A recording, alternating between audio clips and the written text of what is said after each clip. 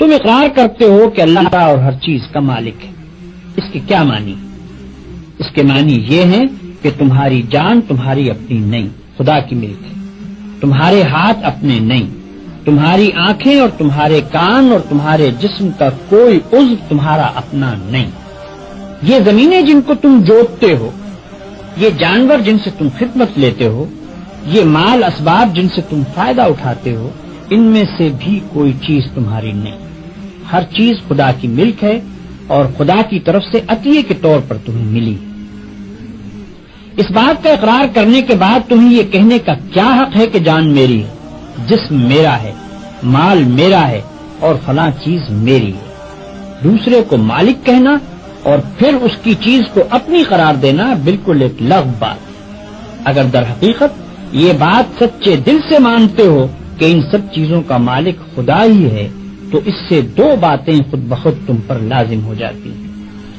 ایک یہ کہ جب مالک خدا ہے اور اس نے اپنی ملکیت امانت کے طور پر تمہارے حوالے کی ہے تو جس طرح مالک کہتا ہے اسی طرح ان چیزوں سے کام لینا چاہیے. اس کی مرضی کے خلاف ان سے کام لیتے ہو تو دھوکہ بازی کرتے ہو. تم اپنے ان ہاتھوں اور پاؤں کو بھی اس کی پسند کے خلاف ہلانے کا حق نہیں رکھتے. تم ان آنکھوں سے بھی اس کی مرضی کے خلاف دیکھنے کا کام نہیں لے سکتے. تم کو اس پیٹ میں بھی کوئی ایسی چیز ڈالنے کا حق نہیں ہے جو اس کی مرضی کے خلاف ہو.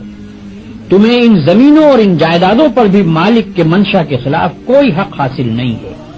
تمہاری بیویاں جن کو تم اپنی کہتے ہو اور تمہاری اولاد جن کو تم اپنی کہتے ہو، یہ بھی صرف اس لیے تمہاری ہیں کہ تمہارے مالک کی دی ہوئی ہے. لہذا تم کو ان سے بھی اپنی خواہش کے مطابق نہیں بلکہ مالک کے حکم کے مطابق ہی برتاؤ کرنا چاہیے.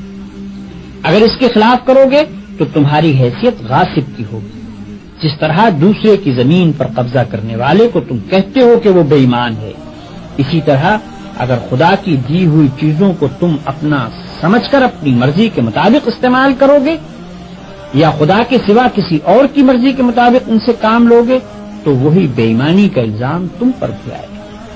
اگر مالک کی مرضی کے مطابق کام کرنے میں کوئی نقصان ہوتا ہے تو ہوا کرے. جان جاتی ہے تو جائے، ہاتھ پاؤں ٹوٹتے ہیں تو ٹوٹیں، اولاد کا نقصان ہوتا ہے تو ہو، مال و جائیداد برباد ہو تو ہوا کرے. تمہیں کیوں غم ہو؟ جس کی چیز ہے وہی اگر نقصان پسند کرتا ہو تو اس کو حق ہے